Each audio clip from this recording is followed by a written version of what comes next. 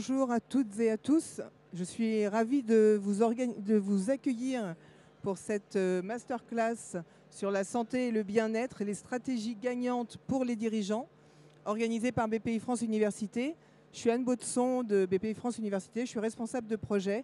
BPI France Université organise des formations en présentiel, mais également en digital. Donc n'hésitez pas à aller voir sur les plateformes digitales. Il y a plus de 500 formations disponibles tout à fait gratuitement. Donc n'hésitez pas à profiter de cette opportunité. Je suis très heureuse d'accueillir aujourd'hui Sylvain Bassaïstegui. Sylvain est président directeur général de la société Avelo, une ETI familiale spécialisée dans la vente, location et réparation d'engins dans le domaine des travaux publics et du recyclage. Sylvain, vous êtes également président du club ETI de votre région, Centre Val-de-Loire. Et c'est juste deux choses parce que vous avez énormément d'autres cordes à votre arc. Vous avez participé au tout premier programme accélérateur BPI France, accélérateur PME. Et cela a contribué à l'essor de votre entreprise. C'est quand même, la société Avelo a quand même fait x3 en 5 ans, ce qui est tout à fait remarquable. C'est une performance incroyable, un parcours formidable et tout est allé très vite. Et à un moment donné, vous avez pris du recul sur ce qu'il vous arrivait et vous avez réalisé que pour tenir la distance, dans de bonnes conditions, eh bien, il faut prendre soin de soi.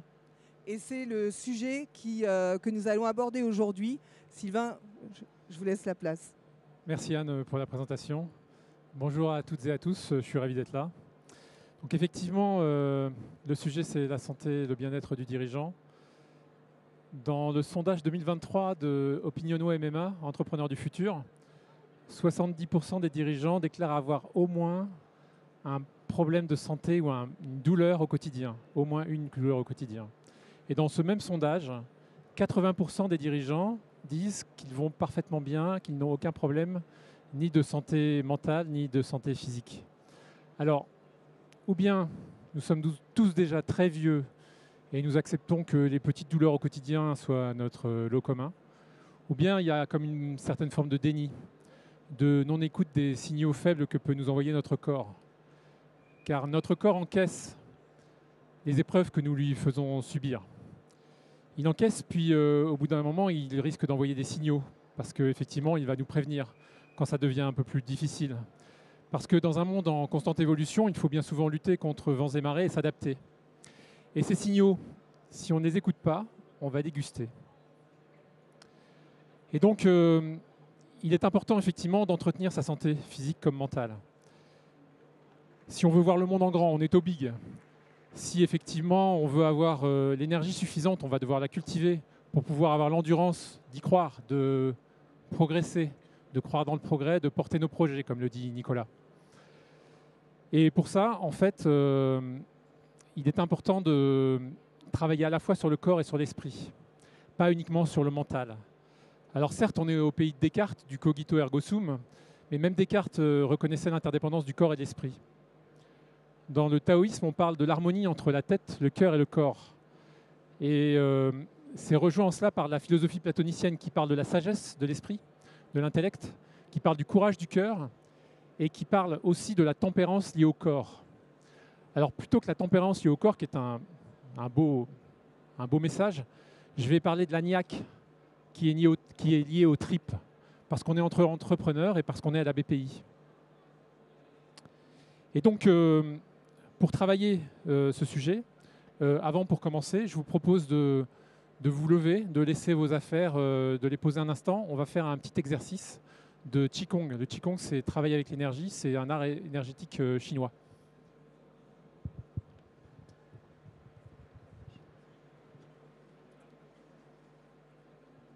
Donc, merci. Levez-vous. Donc, pour commencer, on va déjà penser à respirer avec le ventre.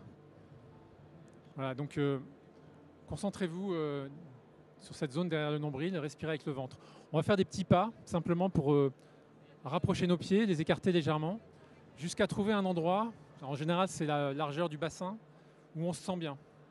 Dans cette position, ce que je vous propose, c'est d'avoir comme la tête étirée vers le ciel, relâchez les épaules, Là, on fait des petits mouvements. Pensez toujours à cette respiration tranquille au niveau du ventre. Et puis, on va relâcher le dos, on va relâcher le ventre, on va relâcher le bassin, débloquer les genoux, déverrouiller les genoux. On appuie sur les chevilles, comme si on était posé, le bassin posé sur les chevilles. Et on relâche les épaules. Et dans cette position, on va simplement avancer légèrement, comme si un fil nous tirait vers l'avant au niveau du nombril. Avancer légèrement vers l'avant, prendre appui vers l'avant. Et on sent comme une tension dans le dos. Et un relâchement au niveau, une détente au niveau du ventre. On va repartir vers l'arrière, comme si un fil nous tirait par l'arrière. Et là, on va sentir une tension, non plus au niveau du dos qui se détend, mais au niveau des abdos. Et on revient sur l'avant. Et quand on va revenir vers l'arrière tout doucement, vous allez sentir à un moment donné la détente au niveau du ventre et au niveau du dos. Et vous allez vous concentrer sur l'intérieur du ventre, juste derrière le nombril au centre. Et là, à nouveau, vous pensez, je relâche mes épaules, je relâche mes genoux. Je respire avec le ventre. On est à un point d'équilibre. On a aligné la tête, le cœur, le corps. Et dans cette position, ce que je vous propose, c'est un petit mouvement très simple que l'on va faire d'inspiration synchronisée avec le mouvement. Donc on va expirer, poser les mains vers le sol. Et puis sur une inspire, on va monter jusqu'au plexus, synchronisé. Et on expire. Et on descend. On relâche les chevilles, on relâche les genoux. Sur l'inspire suivante, on va monter jusqu'au cœur cette fois et on va descendre. Expirez lentement. Troisième partie, on inspire, on va jusqu'entre les deux yeux et on ouvre les paumes vers l'extérieur et on relâche les épaules, les coudes, les poignets et on descend. On va refaire ce mouvement 2 fois. Inspirez, expire. Inspirez, expirez. Inspirez à nouveau, écartez, expire. Et une dernière fois, inspirez, expirez, pensez synchroniser. Appréciez le petit moment à la fin de l'inspire, juste avant de commencer l'expire. À la fin de l'expire, juste avant de reprendre l'inspire.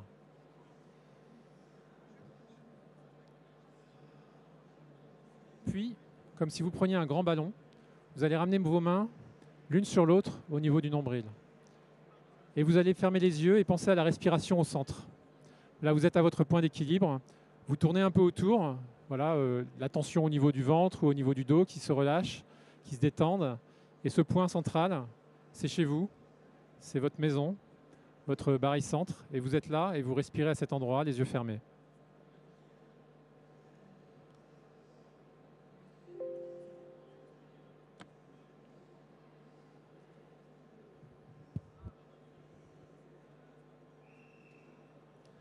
Maintenant, je vous propose de gentiment rouvrir vos yeux. Voilà. Et de rester. Vous pouvez à nouveau vous asseoir, vous n'êtes pas obligé de rester debout. Merci beaucoup. On respire.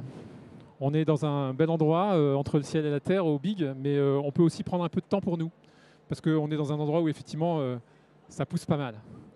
Voilà, donc alors ce que je propose quand vous êtes assis, c'est essayer de bien poser vos pieds au sol comme vous l'avez fait tout à l'heure, de ne pas croiser les jambes, voilà, pour être, voilà, vous pouvez penser à nouveau à relâcher vos épaules. De façon générale, dans n'importe quel type de réunion, essayez de penser à la posture que vous avez quand vous êtes assis, c'est mieux. Quand on fait ce type d'exercice de respiration, c'est un peu assimilé à de la cohérence cardiaque.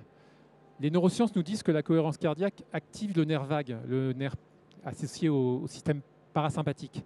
À l'inverse du système orthosympathique qui, lui, réagit à tout stress, nous permet de nous mettre en position de combat ou de fuite. Le système parasympathique et le nerf vague nous apaisent, il nous calme. Il a de nombreux bénéfices. Il permet de lutter contre le stress, lutter contre l'arthrose. Ce n'est pas moi qui le dis, c'est les études en neurosciences. Les maladies inflammatoires, les migraines, les troubles du sommeil, les troubles de l'humeur, les troubles de l'attention liés à l'hyperactivité. Il prévient aussi du burn-out qui menace et qui peut nous menacer tous si on n'y prête pas attention justement. Donc il apparaît finalement, et les neurosciences nous le disent, que se calmer un temps, se centrer un temps, nous permet d'avancer dans la durée de manière beaucoup plus efficace et beaucoup plus sereine. l'équilibre entre le système ortho et le système parasympathique. On va beaucoup parler d'équilibre. Ce constat fait par les neurosciences, il a été fait depuis des millénaires en Chine.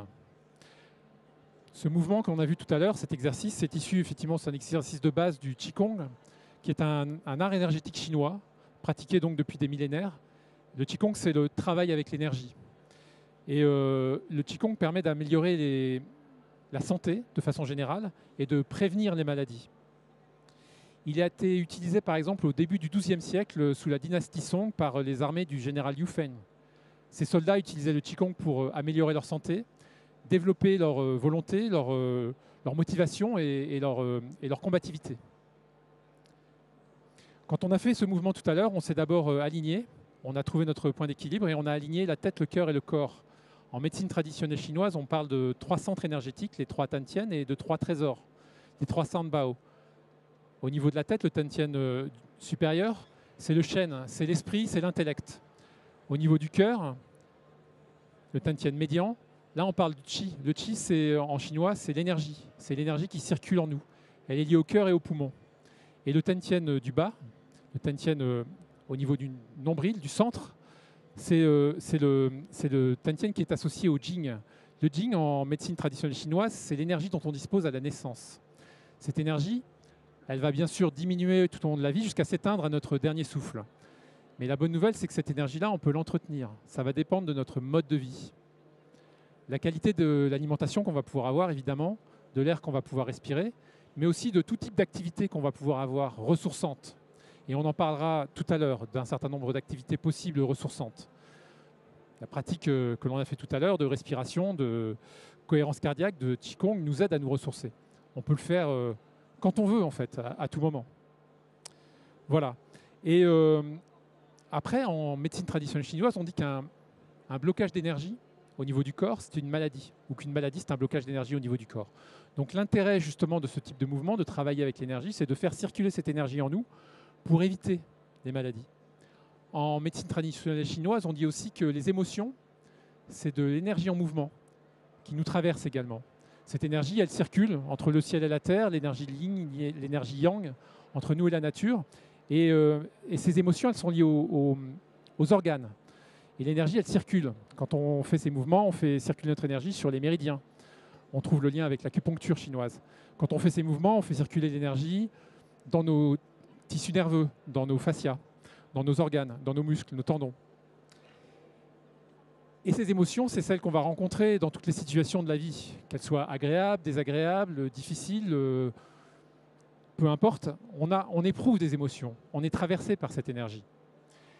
La question n'est pas de refuser ces émotions qui vont nous traverser, de refuser, de bloquer cette énergie, d'être un manager à sang froid, glaçant, à s'en rendre malade. Ce n'est pas non plus de se laisser submerger par cette énergie pour compenser quelque chose ou cacher quelque chose et de surjouer son énergie, d'être un manager à sang chaud, un manager incontrôlable qui pourrait même être irrespectueux. Non, l'idée, c'est de se laisser traverser par ces énergies de façon équilibrée. Ça nous permet d'être présents dans ce qui nous arrive de façon générale et d'avoir ces ressources pour répondre à tout événement et nous adapter. Cette qualité de présence, mon maître en Qigong, mon maître chinois en Qigong parle lui d'intelligence du cœur de façon assez poétique. Cette qualité de présence, elle nous permet de mieux répondre aux enjeux de changement et de modification que le monde nous impose bien souvent et de le faire de manière plus équilibrée, plus ouverte. Car le monde change et le monde change dans des proportions inédites en termes de quantité de changements. Changements sociétaux, changements environnementaux, changements technologiques. C'est Christian Clot qui en parle très bien. Christian Clot, c'est un scientifique, un chercheur, un aventurier suisse. Ce n'est pas un oxymore. Christian Clot, il organise depuis déjà de nombreuses années des campagnes en plusieurs mois en immersion pour un certain nombre de volontaires qui vont aller vivre dans des conditions extrêmes pour étudier comment le corps et comment l'esprit évoluent dans ces conditions-là. Donc il est est allé sur la banquise en plein froid, il est allé dans le désert, il est allé dans forêt tropicale, il est allé sous terre avec ses volontaires. Et donc il a étudié les conséquences des conditions extrêmes de climat sur le corps, sur le mental et sur la relation entre les uns et les autres. Et Christian Clot constate que quand la température monte notamment, les esprits s'échauffent et qu'il faut apprendre à se calmer. Et pour lui, il nous dit également que les solutions habituelles du passé, rationnelles, qu'on avait eu l'habitude d'utiliser, ne suffiront pas à embarquer tout le monde dans le changement climatique. Pour être en mesure de nous adapter, de répondre à l'imprévu qui se présente à nous, pour être en mesure de trouver des solutions nouvelles, Christian Clot nous dit qu'il faut développer 3 principes clés. Être ouvert dans l'altérité, être curieux de justement ce qui pourrait se passer, qu'on n'imagine pas. Premier principe. Deuxième principe, développer l'intelligence collective, la coopération. Et le troisième principe, c'est de développer l'intelligence émotionnelle. Justement, les émotions. Ne pas être dans la caricature du manager à sang froid, la caricature du manager à sang chaud, on en a parlé tout à l'heure, mais plutôt dans une forme d'équilibre. Pour Christian Clot, les émotions, c'est la clé de la compréhension. Pour lui, c'est les émotions qui nous permettent d'agir, qui vont nous permettre de changer nos comportements. Le principe laisser ses émotions au bureau est archi dépassé. Aujourd'hui, pour développer un futur commun désirable, il s'agit de travailler sur ses émotions, de mieux vivre nos émotions pour justement embarquer tout le monde. Alors, facile à dire, pas si simple à faire. Christian Clot nous dit, mais le mieux, ce serait de l'apprendre dès maintenant à l'école. Ça nous rappelle Platon dans La République qui nous dit chaque étudiant devrait faire 3 ans de musique pour apprendre à ressentir. Mais nous, on n'a pas fait forcément de la musique, on n'a pas forcément appris ça à l'école. On doit l'apprendre sur le terrain, avec les expériences qui vont nous traverser justement. En revanche, il existe un pays qui est les Pays-Bas où on apprend à l'école et à l'université une méthode pour mieux vivre ses émotions, ou en tout cas équilibrer nos qualités fondamentales avec nos défis. Donc équilibrer finalement nos traits de caractère et mieux vivre des situations. Cette méthode, elle s'appelle le cadran d'Hoffmann. Elle a été inventée par un psychologue et consultant d'entreprise néerlandais du nom d'Hoffmann justement. Et c'est une méthode qui est hyper simple, très concrète et extrêmement efficace. C'est vraiment puissant à condition, effectivement, et c'est Hoffmann qui le dit, de le vivre, non seulement de le comprendre intellectuellement, mais on ne va pas juste le mettre dans un tableau Excel. Il faut aussi le vivre avec le cœur, dans la relation et dans le lien avec l'autre et avec l'extérieur. Et il faut le vivre aussi avec les tripes pour vraiment le ressentir et le vivre réellement. Donc le vivre à la fois physiquement et mentalement. Alors c'est quoi cette méthode ? Cette méthode, ça part d'un bon constat. Hoffmann constate que nous avons tous énormément de qualités naturelles. Excellente nouvelle. Mais Hoffmann nous dit aussi que nos qualités naturelles, si on en abuse, elles deviennent nos pièges. Et du coup, elles deviennent nos défauts, elles deviennent nos faiblesses, notre vrai risque. Et en général, on en abuse dans des situations extrêmes, d'accélération, de stress fort. Je prends un exemple. Une qualité naturelle, à mon avis, qu'on doit tous partager ici. L'engagement. C'est normal pour un entrepreneur d'être engagé. C'est ça une qualité naturelle. On ne se pose même pas la question. Je suis engagé, évidemment.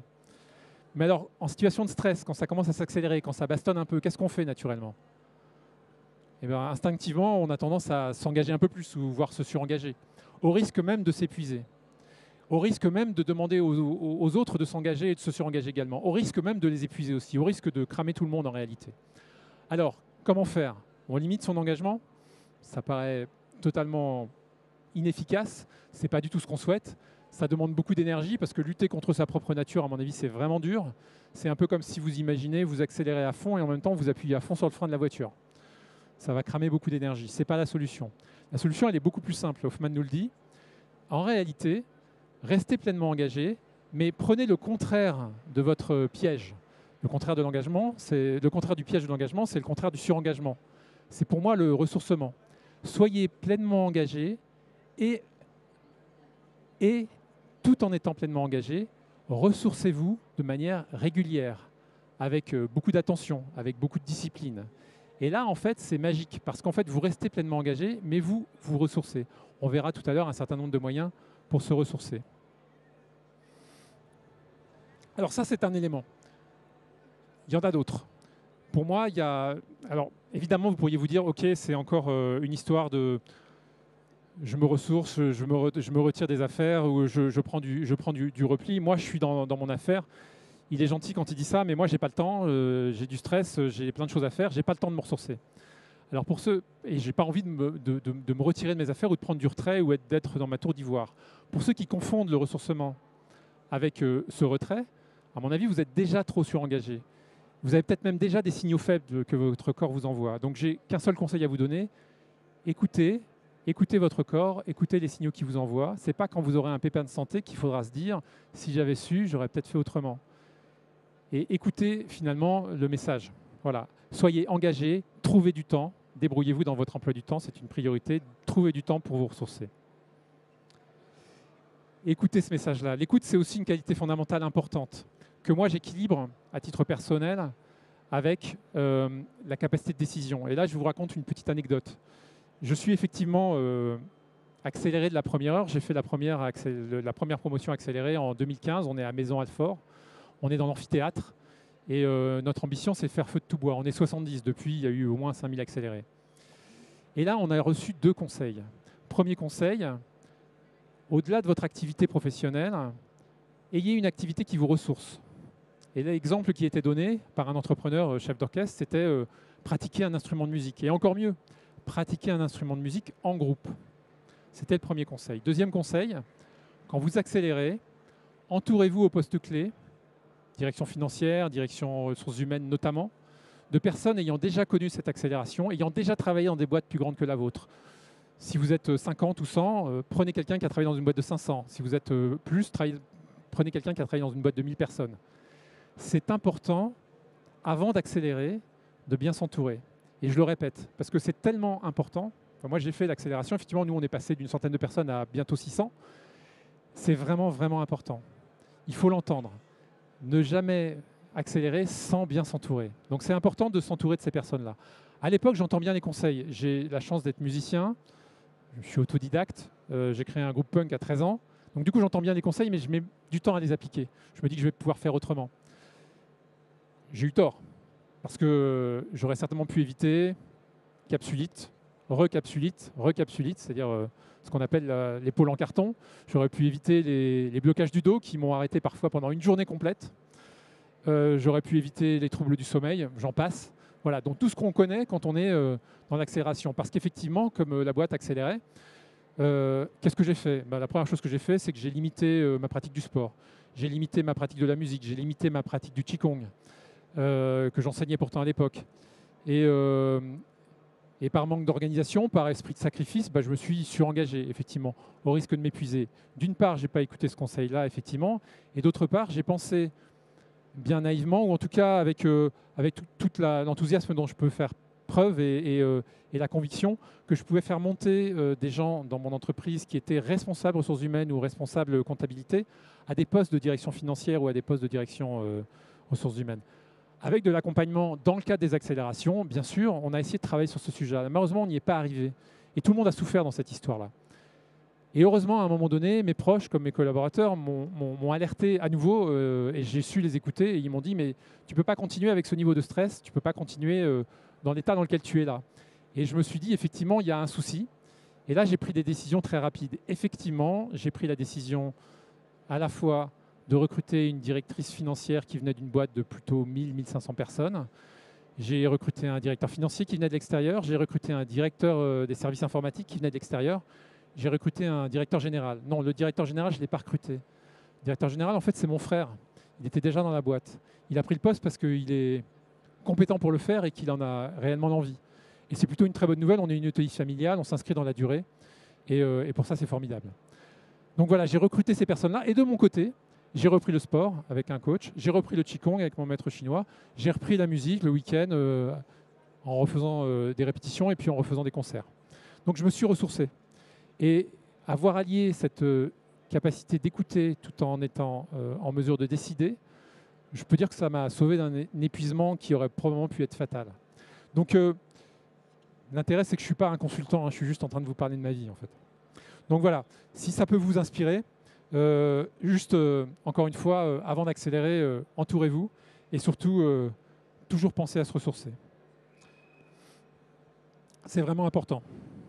Donc on peut pratiquer le ressourcement et c'est important. Donc dernière valeur dont je voulais parler, avant de passer à la suite, c'est la valeur qui a été évoquée au BIC 2023. Je ne sais pas si vous vous souvenez. La valeur du BIC 2023, c'était la fierté.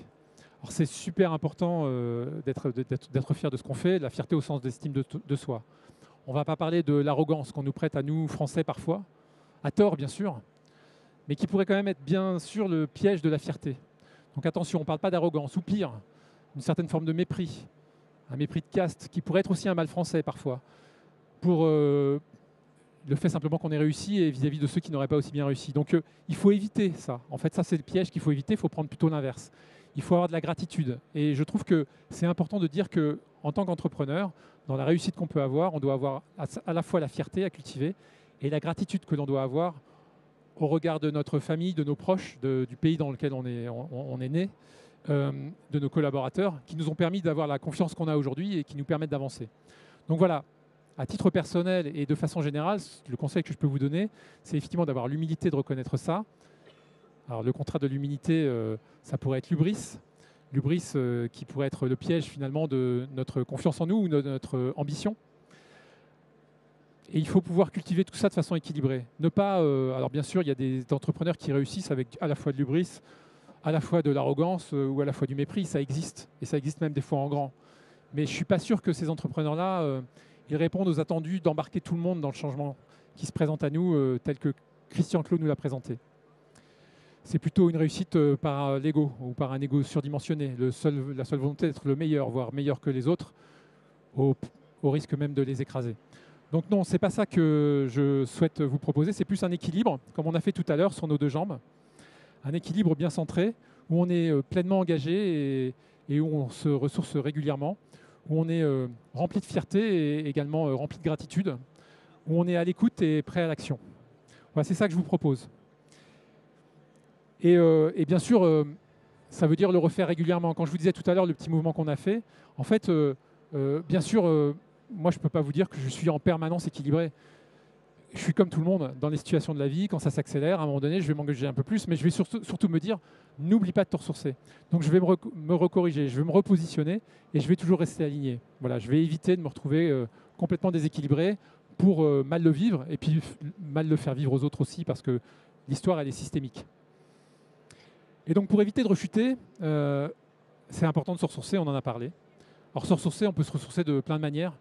On peut se ressourcer par des pratiques artistiques, on en a parlé, la musique, le chant, la peinture, la danse, que sais-je. On peut se ressourcer aussi par des pratiques relationnelles, sociales. Pour ma part, on l'a dit tout à l'heure, j'anime le club ETI de la région Centre. On a plaisir à se retrouver en confiance, on témoigne, on s'inspire, on grandit ensemble, on progresse ensemble. Voilà, donc c'est un bon moyen. En tout cas, quoi qu'il arrive, ce qui est important, c'est de s'ouvrir aux autres. Il faut éviter l'isolement. Tout à l'heure, on a parlé de bien s'entourer. L'autre message important, c'est surtout ne pas s'isoler. Ne pas s'isoler, ne pas s'enfermer. Ne pas voir, par exemple, la vie au travers de son pouce et de son téléphone portable uniquement. Ou pire, au travers des réseaux sociaux, quand ils sont alimentés en période électorale par les robots russes. Juste pour faire une forme de bulle cognitive toxique et pour tenter de renverser les démocraties. C'est pas un autre monde, c'est le monde dans lequel on vit.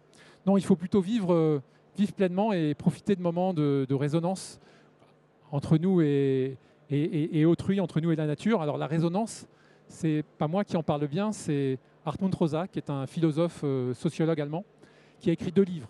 Accélération, qui parle de l'accélération du monde et de toute la problématique que ça pose, en termes de santé physique et mentale notamment, et qui écrit un 2e pavé, qui s'appelle Résonance, et qui lui résout, en fait.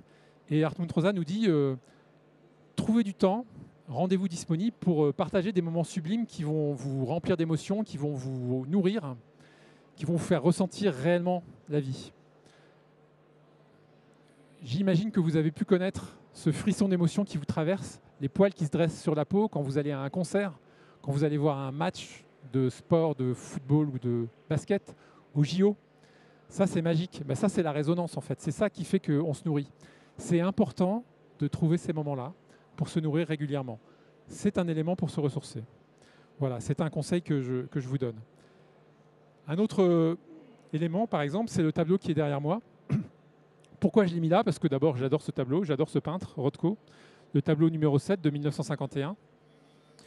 Je l'ai vu en grand à la Fondation Louis Vuitton cette année à l'exposition Rothko. Et en fait, ce tableau, quand il est en grand, il est super lumineux, il est vibrillonnant. Et en fait, les trois blocs vibrent, respirent.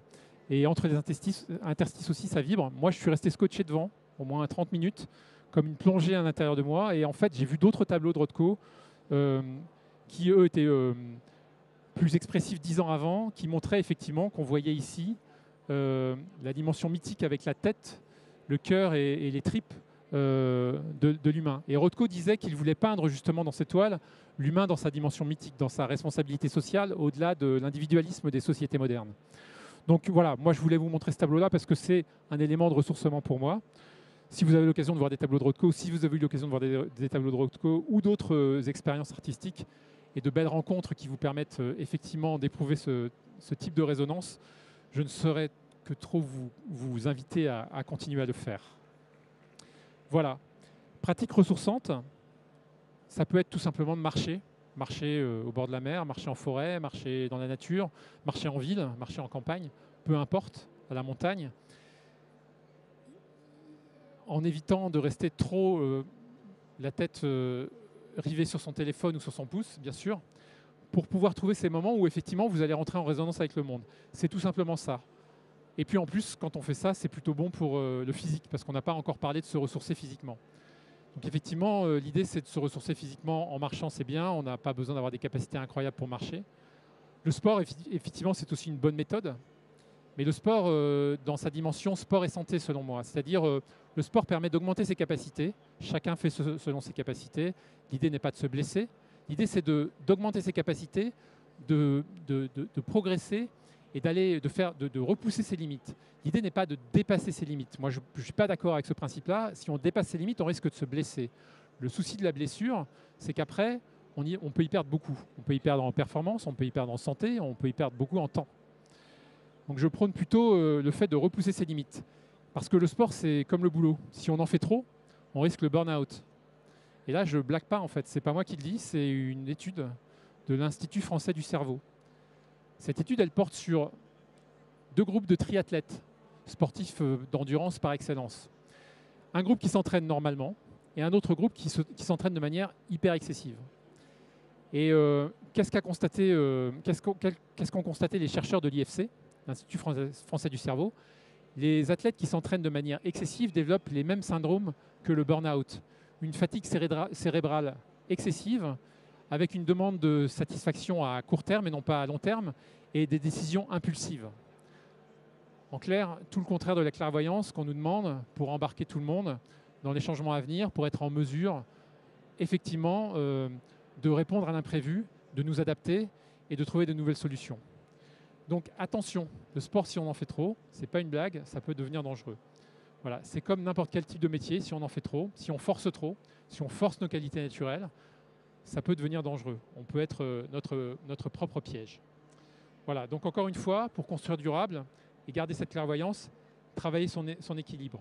Donc le sport, oui, mais ce n'est pas la peine d'en faire trop. Et en plus, si on en fait ne serait-ce que 30 minutes à 70% de nos capacités, on génère un cocktail détonnant incroyable. Adrénaline, noradrénaline, dopamine, sérotonine. Ça baisse le stress, ça baisse la dépendance, ça baisse la douleur, ça augmente la forme, ça améliore l'humeur, ça améliore la qualité de sommeil, ça augmente notre niveau d'énergie.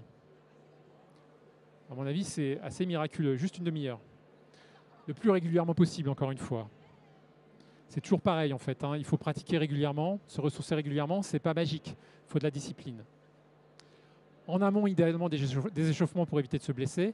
En aval, idéalement, des assouplissements aussi pour travailler sa souplesse. C'est important de rester souple, surtout quand on est des entrepreneurs déterminés. Il faut travailler sa souplesse, c'est un bon équilibre. Si possible, trouver un bon ostéo pour anticiper les problèmes de santé potentiels. Un bon kiné aussi, c'est pas mal. On peut travailler les arts énergétiques. Le Qigong, c'est un bon complément, comme la sophrologie. En plus, ça augmente nos capacités de concentration, ça augmente nos capacités de mémorisation. Donc, c'est plutôt très bien. Voilà. Donc, un certain nombre d'éléments qui permettent de nous équilibrer et qui nous font voir finalement, en tout cas c'est ma vision du progrès, le progrès finalement dans un monde en constante évolution, ça pourrait être avant tout de revenir à nous, de travailler cet équilibre. Ne plus se dire, ok, j'accélère, je suis fort, je suis très fort, je travaille dans l'ego, je force ma nature, quitte à me faire mal.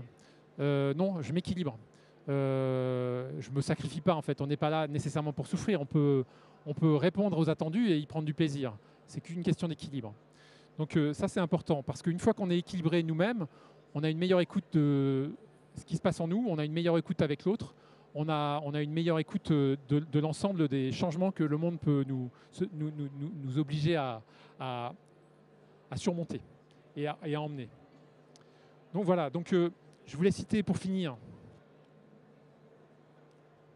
Confucius qui dit très, très, très, très sagement « Puise en toi ce que tu peux faire pour les autres ». Et à Confucius, je voulais ajouter en pensant aux triathlètes de l'étude de l'IFC, en pensant aux neurosciences, en pensant au Qigong, en pensant à Hoffman.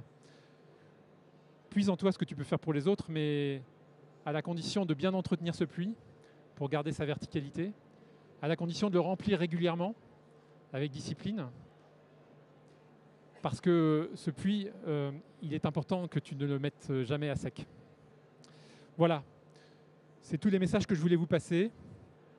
Attention sur entraînement, soyez disciplinés avec vous-même, pratiquez régulièrement, pratiquez avec mesure, mais pratiquez sans relâche. C'est la condition de l'endurance, c'est la condition de la longévité. C'est ce que dirait mon maître chinois. Et je pense que c'est aussi la condition pour, ensemble, individuellement et collectivement, aller vers un avenir plus sobre, plus joyeux et plus durable, et aussi plus désirable. Merci à vous.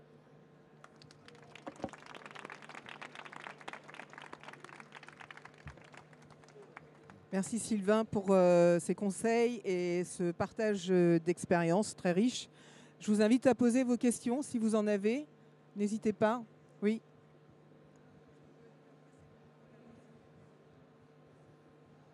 Alors bonjour, je suis coach sportif et nageur, donc le sport effectivement je connais, malgré le fait que les entreprises qui nous recrutent prônent le bien-être mais ne le donnent pas à leurs salariés, donc d'où le fait que je suis plus maître nageur et coach sportif.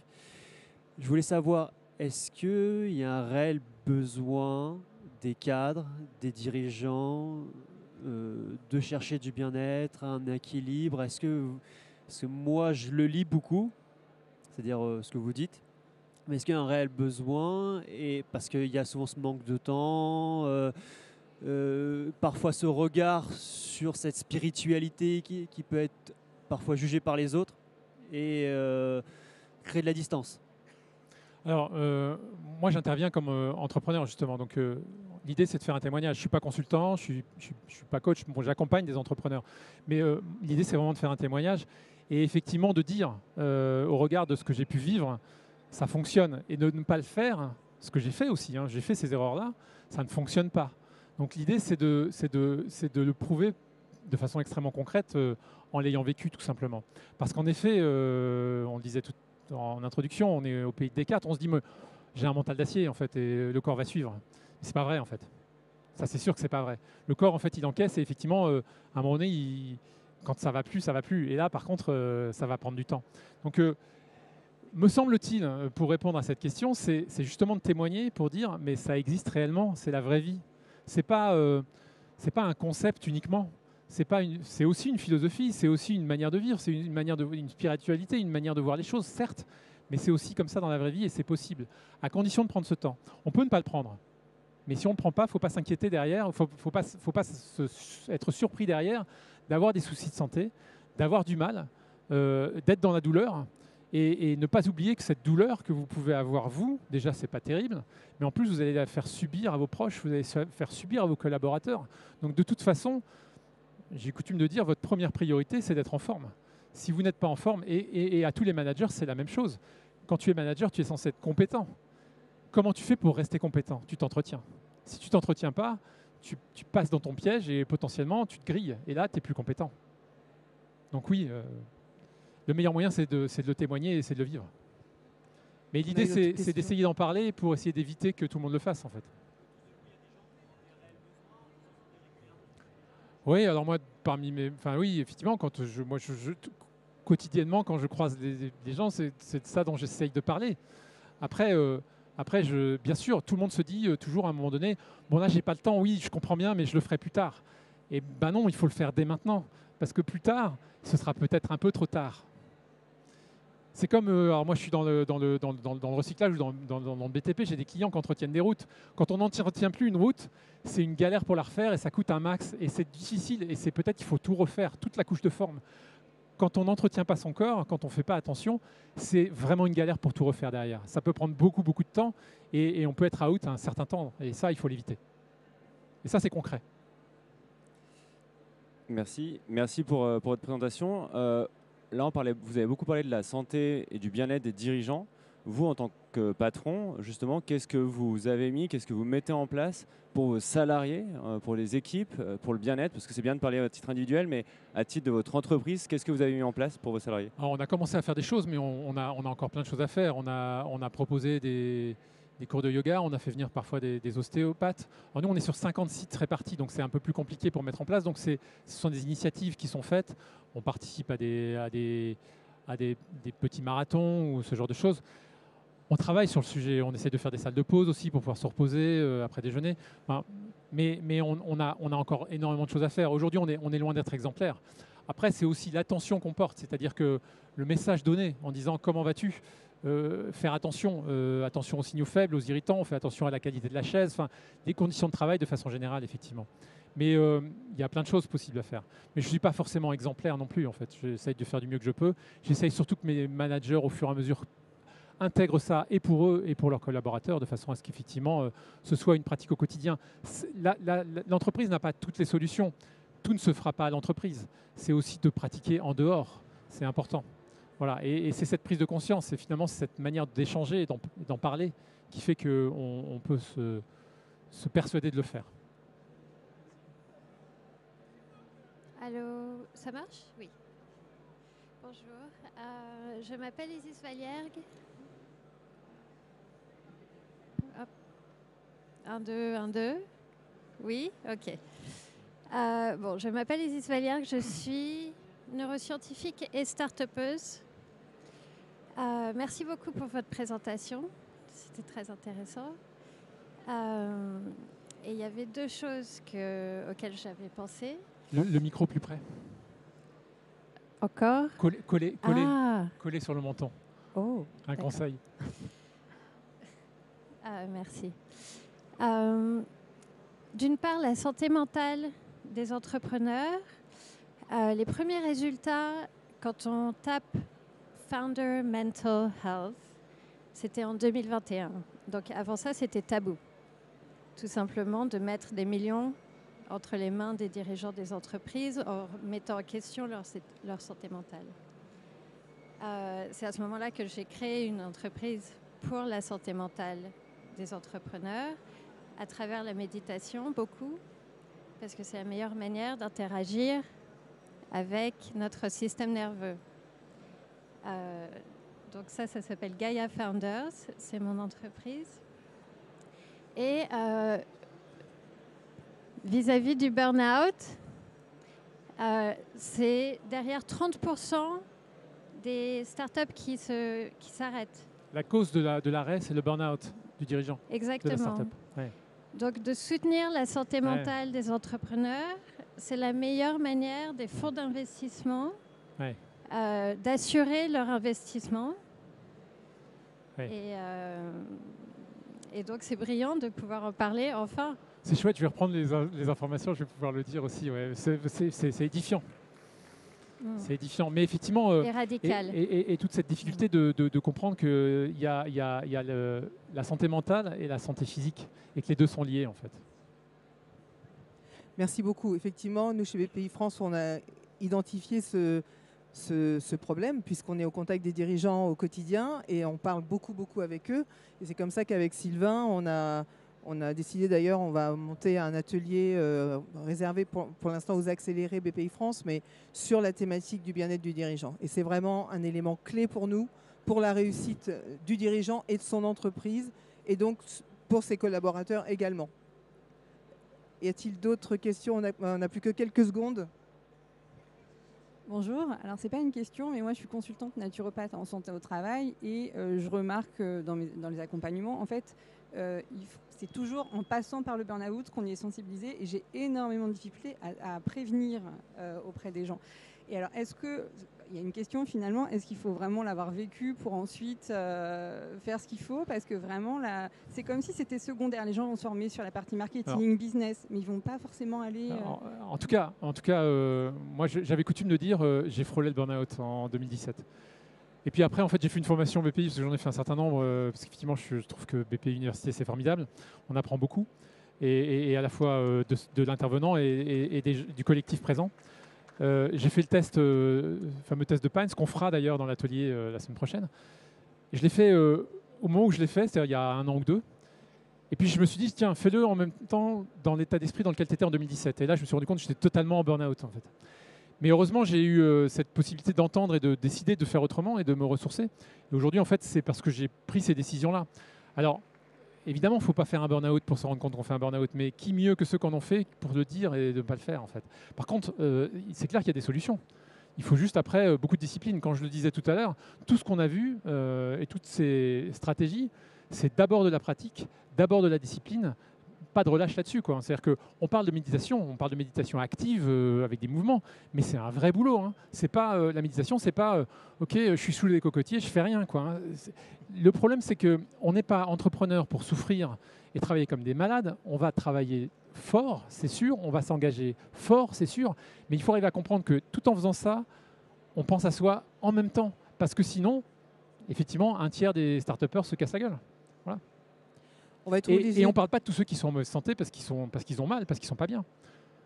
Et on peut s'en sortir. Parce que je m'estime en excellente santé, mais par contre, j'ai dégusté à un moment donné. On va être obligé de clôturer. On voit que c'est un sujet qui touche beaucoup de monde. Merci à toutes et tous pour votre participation. Merci beaucoup à Sylvain pour son témoignage.